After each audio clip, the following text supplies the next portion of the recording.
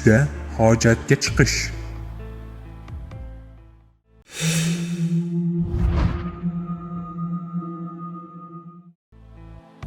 Tushda hojatga chiqqanini ko'rgan kishi azoblardan qutulib ro'shnolik ko'radi yoki farzandi o'qib dinshunos olim, qori bo'ladi.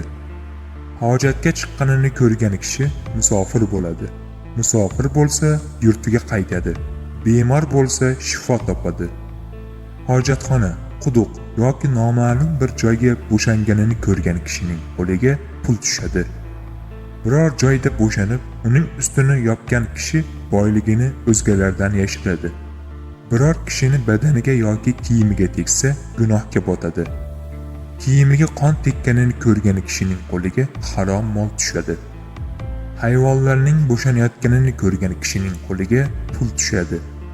Bulg'angan joyga o'tirish yaxshilikka yo'yilmaydi. Tush ta'birlari bashorat emas. Hamma narsani bilguvchi zot yolg'iz Allohdir.